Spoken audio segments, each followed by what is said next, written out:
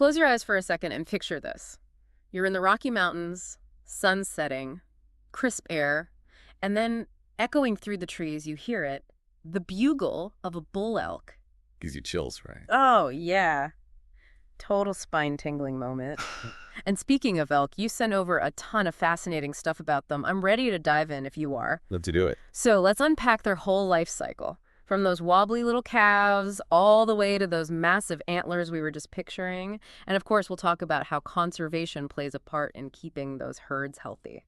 Sounds like a plan. Okay, first things first. Size. Just how big are these creatures? I mean, I know they're not exactly pocket size, but paint me a picture. Okay, so picture this. A bull elk can weigh the same as a polar bear. Wait, seriously? Yeah, up to 900 pounds. That's insane. That's like a small car roaming around on hooves. Pretty much. And they could be up to 8 feet long. I always thought of them as being, deer size, but with a fancy headpiece. Well, they are related to deer, but yeah, way bigger. So what about the females? Are they giant too? The females, or cows, are a bit more petite, usually between 300 and 500 pounds. Okay, that's still pretty big. Oh yeah, definitely not small. But let's talk about that fancy headpiece for a second. Those antlers on the bulls. Oh, yeah. They can reach 4 feet above their head. 4 feet? That's taller than a toddler. And those antlers can weigh up to 40 pounds. I'm trying to picture an animal walking around with that much weight on its head. It's mind-boggling. Speaking of toddlers, though, isn't that about how much a newborn elk calf weighs? You're right on the money. Newborn calf, around 35 pounds, about the size of a human toddler. Kind of crazy when you think about how much they grow from there. I bet. What's it like for them in those early days, going from, like, wobbly-legged fawn to being a part of the herd? Well, it all starts with a bit of secrecy. Mother elk, they give birth away from the main herd, usually around May or June. Makes sense. Got to protect those little ones. Exactly. They'll find a secluded spot. And for the first few weeks, the mother is super protective, guards her calf, keeps it hidden while she grazes nearby. What are some of the ways those calves stay safe in those early days? They must be pretty vulnerable. Oh, they are. But nature's got them covered, literally. Their coats have spots, great camouflage, blends right into the forest floor. Smart. And here's the real kicker. They're practically scentless. Super hard for predators to sniff them out. Wow, so they're like little ninjas. Invisible and odorless. I love it. But they can't stay hidden forever. How do they eventually transition to herd life? Well, they grow up fast, gaining like 2 pounds a day those first few months. Wow. And once they're strong enough, they join the safety of the herd. And you know what's cool? Elk are actually pretty playful. Really? Oh yeah, especially in the summer. You might see them splashing around in water, almost like they're having a little pool party. Okay, that is adorable. Even these majestic creatures gotta let loose sometimes. But of course, there comes a time when things get a little more serious, right? We're talking about rutting season. Oh yeah, September rolls around, it's showtime. The rut, or breeding season. Intense competition. Bulls battling it out for dominance and the right to mate. So it's like a high-stakes elk tournament. Winner takes all. Pretty much. It's really something to see. The bulls use these powerful bugle calls, challenge their rivals, then they clash antlers in these incredible displays of strength. Have you ever seen a video of it? I have. Seriously impressive. And loud. All that fighting, posturing. It's got to take a toll on them, right? Oh yeah, big time.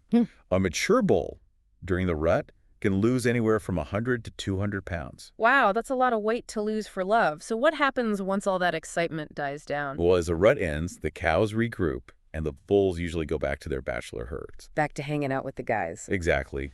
Winter's coming, everyone shifts to survival mode, trying to build up their fat reserves before the cold sets in. Winters in the Rockies are no joke. Brutal. Freezing temperatures, limited food. But elk are tough. They'll forage for anything they can find. Grasses, shrubs, even tree bark. Sounds rough. Sometimes they'll paw through the snow, trying to find any scraps of vegetation left. Nature can be pretty harsh. I imagine not every elk makes it through those conditions. Sadly, no. Winter can be a time of big loss for elk populations. Even the strongest can succumb to the elements or starvation. But as spring arrives, a new cycle begins. Those who survived shed their antlers and new ones start to grow. It's a beautiful symbol of renewal. It's a powerful reminder of the circle of life, and the incredible resilience of these animals.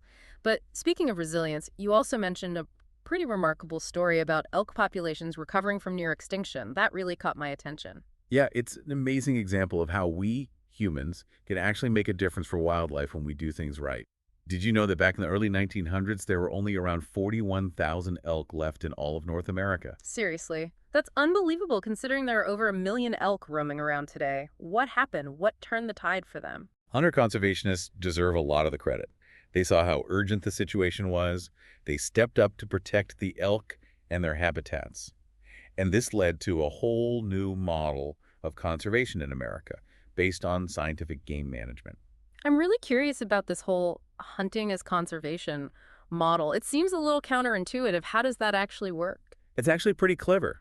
The money that comes from hunting licenses, tags, taxes on hunting equipment, all that goes right back into conservation efforts. Oh, I see. So it funds research, habitat restoration, all sorts of things to help manage wildlife populations sustainably.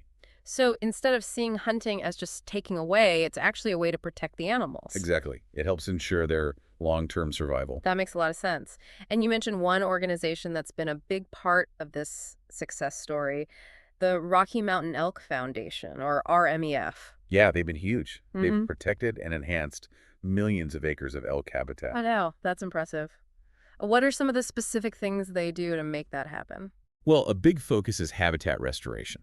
They've got teams working on all kinds of projects, things like prescribed burns. Prescribed burns. Yeah, it might sound a little extreme, but it's a really effective way to clear out underbrush and make sure there's plenty of the kinds of plants that elk like to eat. So it's like a reset button for the forest? In a way, yeah, but a reset that's good for the elk. Yeah. And they also do things like treating noxious weeds, those invasive plants that crowd out the native species. Yeah. And forest thinning projects, too, Hmm. which helps the elk and makes the whole forest healthier. Wow. It sounds like they're really in it for the long haul, thinking about the big picture. They are. They've got to. A healthy environment is essential for healthy elk populations. Well, we've covered a lot of ground already, from those adorable calves to the drama of rutting season and the amazing comeback elk have made thanks to conservation. So, what's next on our deep dive journey? Let's get into the nitty-gritty of those conservation efforts. We've only just scratched the surface. It's really amazing how these elk can adapt, Yeah. They've got to deal with all these changes, the seasons, finding enough to eat. And then you throw in us humans. Yeah, it's definitely not easy being an elk these days. It makes you realize that conservation is a lot more complex than just protecting animals. Right. It's about the whole picture, the entire ecosystem, and how everything fits together. Makes me think about what we were talking about before, this whole hunting is conservation model. It's kind of a mind bender, but it sounds like regulated hunting is actually important for keeping the elk population healthy. Absolutely. And it's not just about the money from licenses and tags, although that's definitely a big part of it. Right. Think about it. Hunters are the ones out there all the time. They really know what's going on. They're like the boots on the ground. Yeah, exactly. So they can provide a ton of information to the wildlife managers, like how many elk are there, where are they moving, is the ecosystem looking healthy, that kind of thing. So it's like they're not just taking, they're actually helping to take care of the land and the animals. Exactly. Being good stewards. And organizations like RMEF, that's something they really understand. Yeah. Hunters want to make sure there are elk around for a long time, for future generations. You said before that RMEF has protected or enhanced like 7 million acres of elk country. What kind of work are they actually doing to make that happen? All sorts of things. Habitat restoration is a big one. They have these teams that go out and do these prescribed burns. Prescribed burns. Yeah. So they basically set fires on purpose. I was gonna say, that sounds a little dangerous. It sounds scary, but it's actually really good for the forest. It helps clear out the underbrush, Yeah. and then new plants can grow, the kind that the elk love to eat.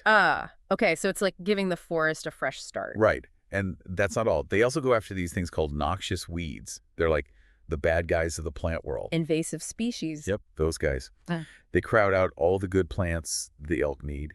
So RMEF works to get rid of them. Okay, makes sense. And they also do forest thinning. Helps the elk move around more easily and makes the whole forest healthier. It's incredible how much thought goes into all this, all these different strategies. It takes a lot of work. And they're always thinking about the long term, how to keep things healthy for the future. It sounds like they really are making a difference. They are. Yeah. And it's not just the elk that benefit, it's the whole ecosystem. Mhm. Oh, and another thing they do is water development. Water development, what's that? They make sure there's enough water for the elk to drink, especially in those drier areas.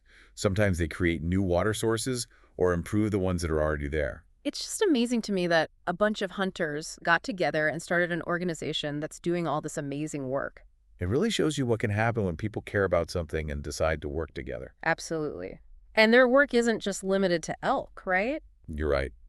They definitely focus on elk, but they also care about all kinds of wildlife and about preserving our hunting heritage too. So it's about the big picture, making sure things stay healthy for everyone. For us and for the future generations too. Oh, and speaking of making sure there are elk around for the future, Mhm. remember how we were talking about them almost going extinct? Yeah, it's hard to believe considering how many there are now. Right.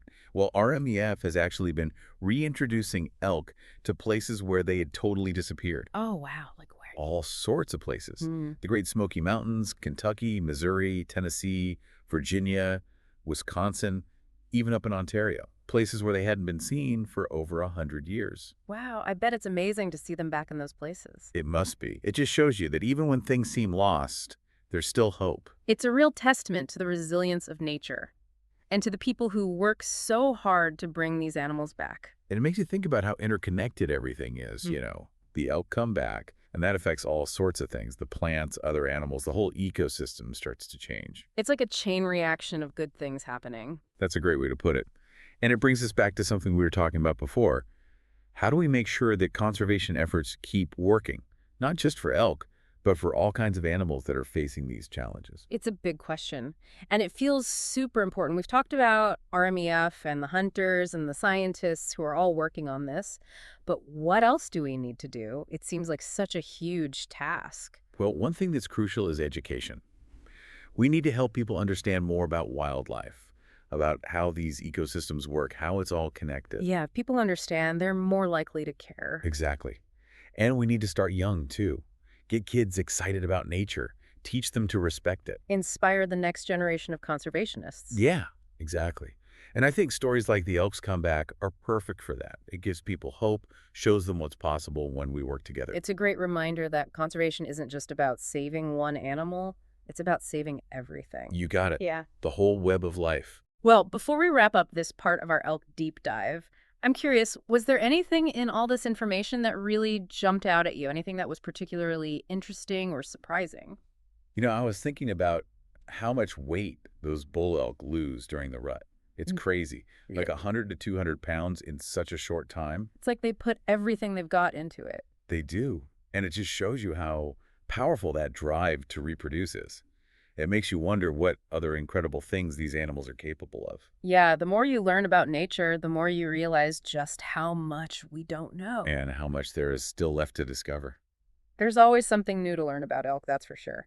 Every time you think you've got a handle on them, something else pops up that just blows your mind. I know, right? It's like peeling back layers of an onion. There's always another layer underneath. It makes you realize that we've still got a lot to learn about these animals, and that's why research and monitoring are so important. You can't protect what you don't understand.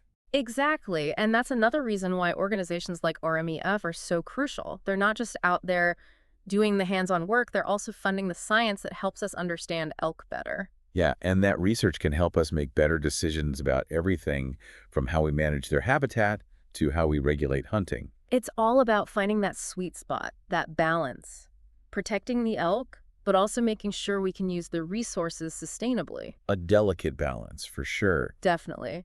It's a reminder that we're not separate from nature, you know? We have a responsibility to take care of it. Stewardship. Exactly. And it's not just for us, it's for the future generations too. You know, one thing I was thinking about as we were going through all this info about elk is how important sound is to them. Oh, totally. I mean, think about that bugle. So powerful. And it's not just the bulls, right? There's all sorts of sounds. The mothers calling to their calves, everything. It's like their whole world is built on sound. Yeah. It's how they communicate, how they find mates, how they warn each other about danger. But I imagine those sounds are getting harder to hear as we keep encroaching on their habitat. Yeah, that's a real concern. All the noise from roads, development, everything we do creates a lot of noise pollution. Mm. And that can really mess with the elk. They can't communicate as effectively, and that can affect their survival. Another reminder of how our actions have these ripple effects that we don't even realize. We've really got to be mindful of our impact. It's not just about what we do in our own little corner of the world. It's about thinking about the bigger picture. So as we wrap up this deep dive into the world of elk, what's the one thing you hope our listeners will take away from